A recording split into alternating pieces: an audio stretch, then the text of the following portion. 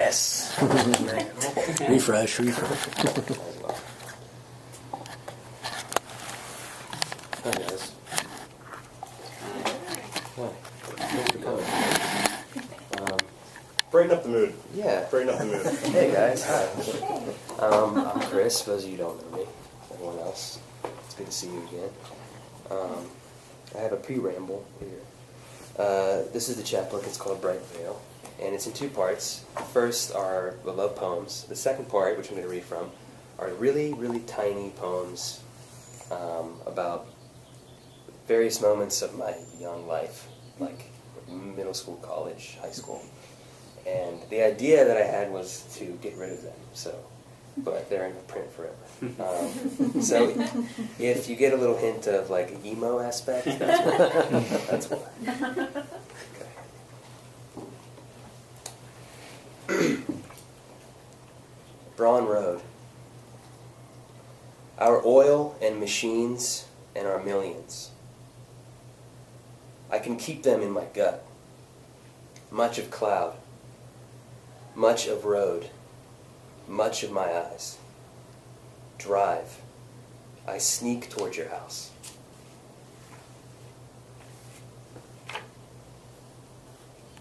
With the sparrows. Curls. Tattoo sparrows lie down in your hair.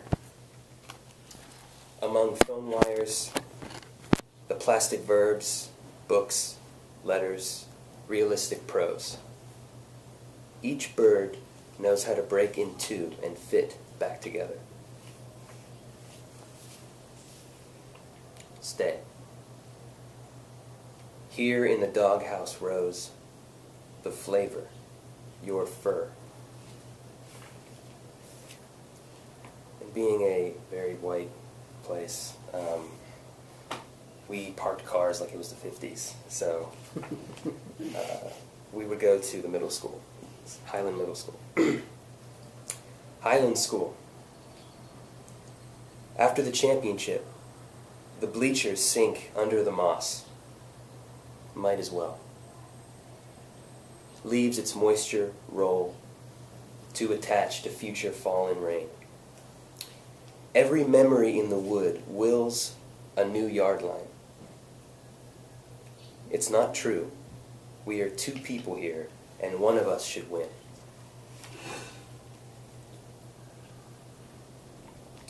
For nothing. For nothing I fly into startles and sleep on a streetlight. For nothing I draw a black edge under a boat. For nothing I gamble drawers. I move the pawn.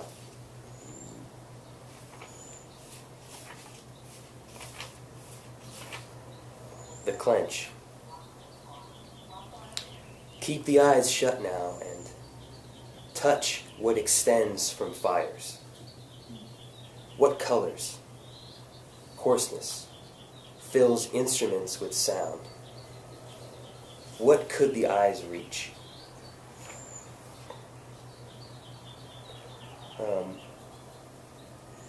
This is sad, but my godmother's house burned down when I was like 15. Someone threw a Molotov cocktail in the window, and she picked it up and threw it out. She had third-degree burns. But That's so bad. that's more intense than this poem.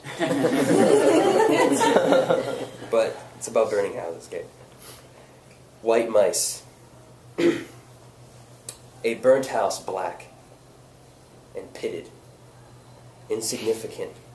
Dent in the ice.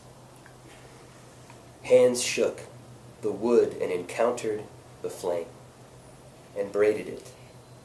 Why'd you burn?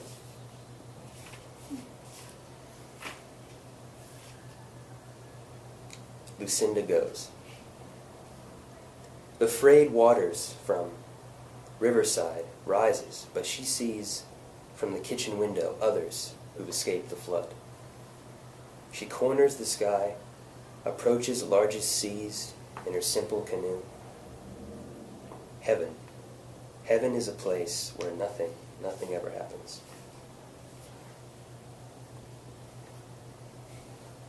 This is the title poem. That was a Talking Heads lyric, by the way. This is the title poem, Bright Veil. It's after a poem by a Russian poet, I'm going to butcher his name, the Gennady Agi, and the translation that I have is by Peter France, and this is the poem that he wrote. What a power one must be to thus remain wordless as if before a storm, in such a meager being as I am. And this is my response to the poem. Bright Veil, after Gennady Agi and Peter France. If such a meaningless figure who had stilled one of the flies, paralyzed axis, a darkling grew up. Thank you. And this is new. Very new. It's addressed to a bank as if it was my parent. It's to the federal parent, or federal parent, whatever, federal parent. Federal parent, tall shadow of a lion's beard, one grid in the glass sky, one white light asleep in a midnight of wives. The fields and steel hold their horns out to the fortunes shielded behind the cat paws. Ask you, two stone lion guards, ask you to pierce the surface, because we are flesh-like and require air. We are unsure if the glass is that clean. We are unsure if we've been underwater. We wait for anything besides a car to come out of you. Here in your dining room, here in your living room, here on the bathroom ceiling, you score a divot in the cement plane like the first you did. This is the same size as a coin. What decisions are your decisions? What you do is manage the business from pretty good to a lot better. Tie our cape tighter. You step in, John. You step in. You, maybe someday, you. You, be proud of what you've done. Thank you.